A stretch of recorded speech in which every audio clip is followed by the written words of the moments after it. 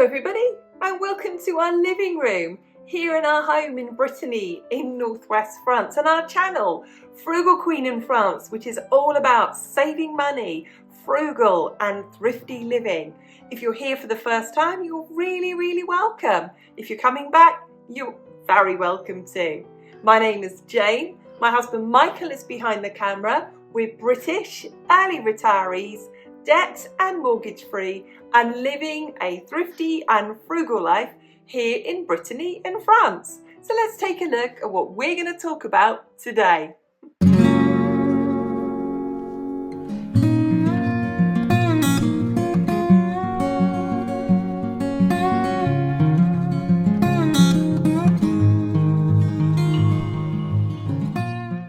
So today in our midweek money chat, we're going to have a wee cozy chit chat about those frugal habits that super frugal people have and they're not poor. And I need to give you a little background. If Mike and I were both earning and living off minimum wage here in France, our take-home pay for the pair of us would be just a little over 2,500 euros a month. And that wouldn't be considered a good income in France. That would be a basic starting wage. And our pensions and our incomes currently are around 1,800 to 2,000 on any given month because our income is variable. So you can see that we live considerably below minimum wage, and it wouldn't take much for us to be poor. All we'd have to do is not be mindful with money, not financially plan, spend money without thinking about it, go to the supermarket and just put things in the trolley without planning. All it would take would be eating out on a regular basis or buying new things for our home on a regular basis, and we would soon make ourselves poor. So in our chat this week is all about those 5 main habits that super frugal people have so they are not poor, and we're going to share them with you. Let's get on to the first one.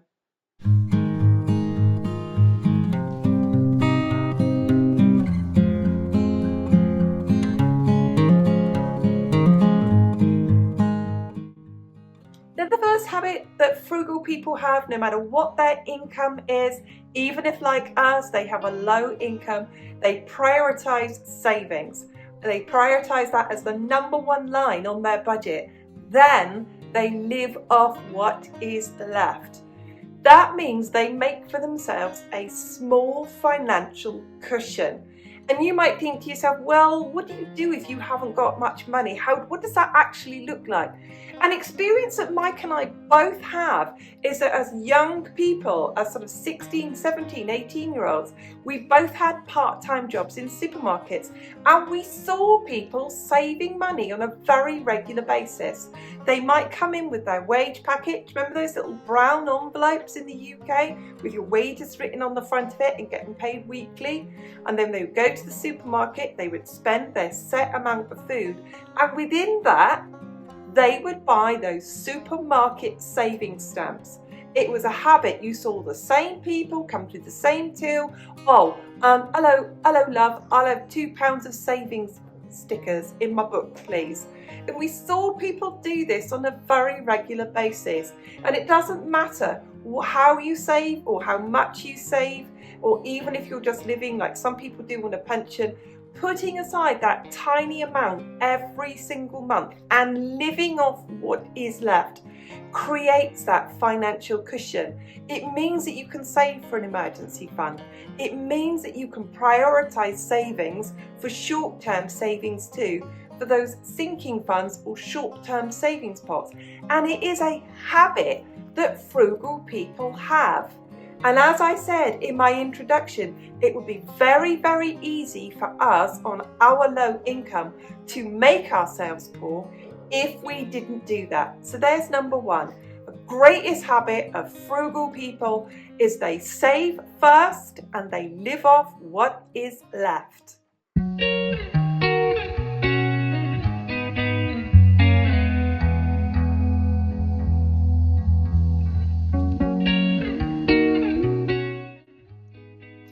The the second habit of super frugal people who make a small income go a long way is that they financially plan. They own a diary, doesn't cost very much, you can get them in Poundland or the dollar store or here in France in Action for very little money, or they own a wall planner. And what they do is they plan where their money's going to go for the year ahead. They start with the obvious and the basics, don't they? Christmas and birthdays. And then they start to populate that calendar, and their financial plan starts at the very beginning of the year. They know when the taxes are due. They know when they're going to need to buy more wood or heating oil or heating gas, for example. They know when the car's due for a service or when it needs new tyres. They'll remember when they bought those tyres, they might get 60,000 kilometres out of them, and they know roughly in the future when they're going to need new tyres. They plan ahead for things like the school uniform that needs to be bought, or the school holidays and that extra childcare, or the extra money you might need to put aside for more food in those holidays. I'm looking at my notes here. They know when those essential dates arise for maintenance in your house.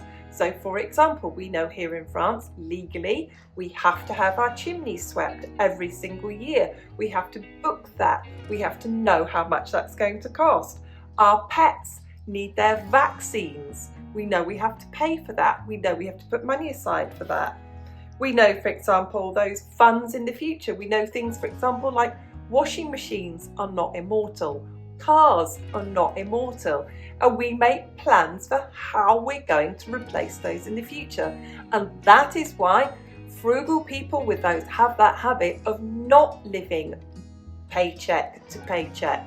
We're thinking ahead. We're not just getting money and spending it, because we know the big picture, the long-term plan of where that's going to go. So second habit of super frugal people, they financially plan what they're going to do with their money, not just this week, not just this quarter, not just this year, but well into the future as well.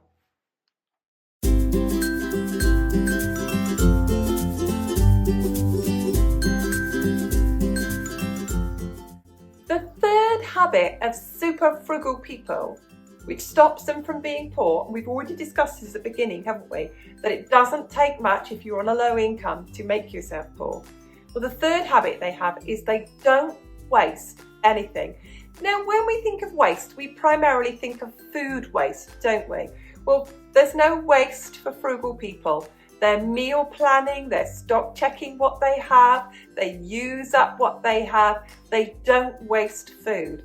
They might batch cook and freeze, they use the fresh stuff first, so that order of eating, their weekly shopping might be salad, fresh produce, and then on to the frozen or tinned. But they don't waste anything. They haven't got 2 or 3 bottles of cleaning products open. They use up one first and they upend it, don't they, and get the last few drops out. Same with washing up liquid. And then when they've upended it and they've used the last few drops, they've taken the lid off, they've rinsed it out, and then and only then does that bottle go in the recycling. It's exactly the same with toiletries. They haven't got multiple shampoos open or moisturisers or anything like that, or toothpastes in their bathroom.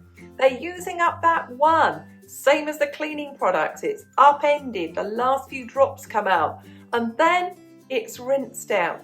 Toothpaste tubes are cut open, moisturiser tubes are cut open, but they don't waste anything. They don't waste heat and light either. They're not heating rooms they're not using. They're not letting heat escape by not insulating their homes. They don't waste car journeys, and they don't waste fuel. They make sure they plan where they're going to go. Mike and I, when we were working 5 days a week, we would always do our shopping on the way home. We never used to make a separate journey at the weekend. We do it on our way home. When we were home, the car keys were in the house, the car was there. We planned our journeys. The same thing again with heating costs. We don't waste it. We don't heat a room that we're not using. We don't do that. We don't burn wood after a certain time of night. If we're going to be reading, we get ourselves off to bed at 9 o'clock and we're reading in bed, perfectly warm, got a nice thick duvet over us. So I'm thinking of all the things that we don't waste. Clothing. How many people have got clothes that they buy and then they don't wear them? Wear them. Stop wasting them. How many people have got more shoes than they can wear? More clothes than they can wear? How many people have got more hobby materials than they can possibly use? How many people have got more stuff than they need? That's waste. And they wonder where their money's gone and why they're poor. They've just got to look around their house at stuff they don't use. That's a waste. So, big habit of frugal people who could be poor but stop themselves from being poor is they really do have that zero waste mindset and they make sure there's no waste in their homes.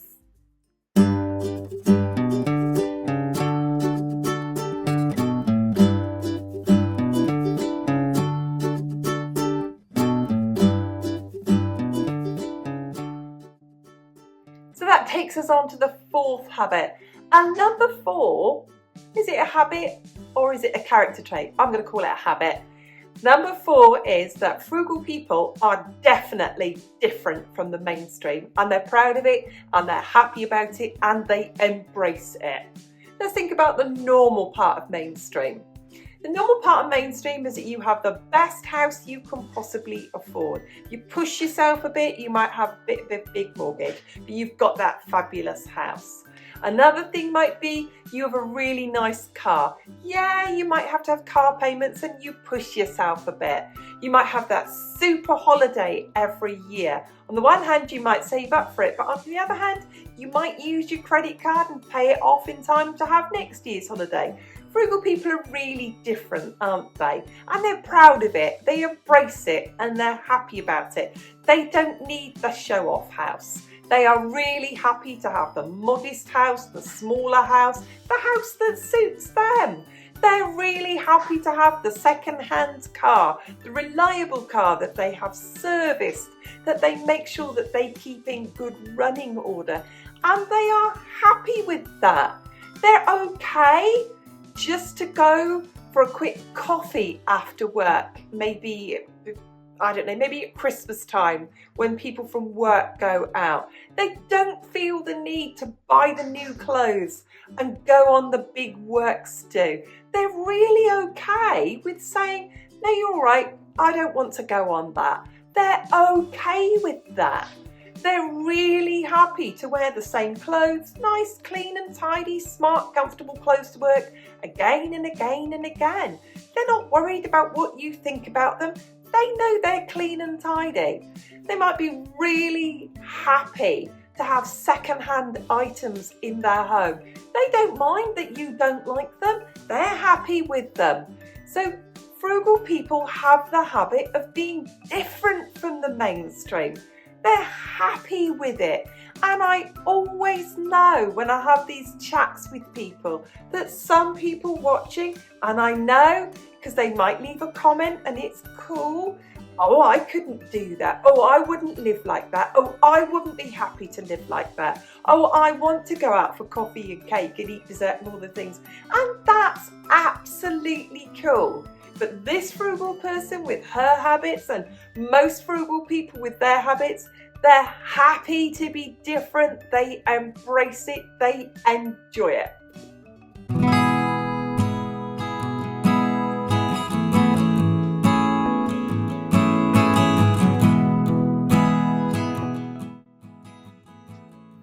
The fifth habit of super frugal people is that they have, and you can call it either a growth mindset or you can call it an abundance mindset.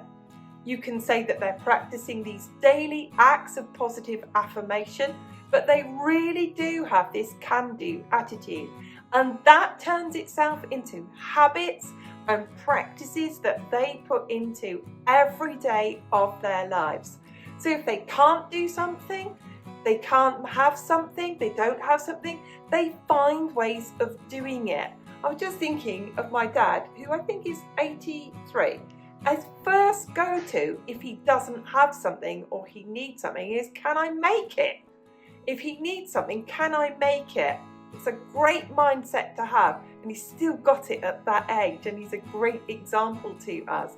And that's what frugal people do. They look at ways, is it broken? Can I fix it? I need something, can I save up for it? How can I economize to put money aside to do this? So that's what they have. They have that growth mindset. I can't do something, can I learn to do it? Where can I go to learn how to do these things? We fix things time and time again by finding a how-to or a tutorial on YouTube.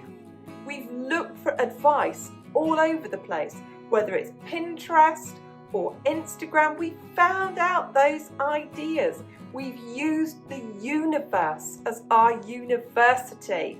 We ask people, we learn from people, but we never have a fixed mindset. We don't think this is the now, this is all I've got, this is always going to be like that. We know that life is fluid, and that's what frugal people do. Every single day, they are putting that habit into reality. They are doing those things. Those are the verbs that they've got in their lives. They fix things, they mend things. Things are a challenge, but it's never ever static for them. And that's how they make a small income go a really, really long way, because they find those ways. So the biggest part of that is they understand the abundance that they have. And here's the things that we see as our abundance. We are never hungry. We are never cold. We are always clean. We are always well fed, and we're comfortable and we're warm. And those are a massive amount of abundances. And like I said, maybe they're positive affirmations every single day, but they are habits that frugal people have. And that's how, by having those habits, they are never poor.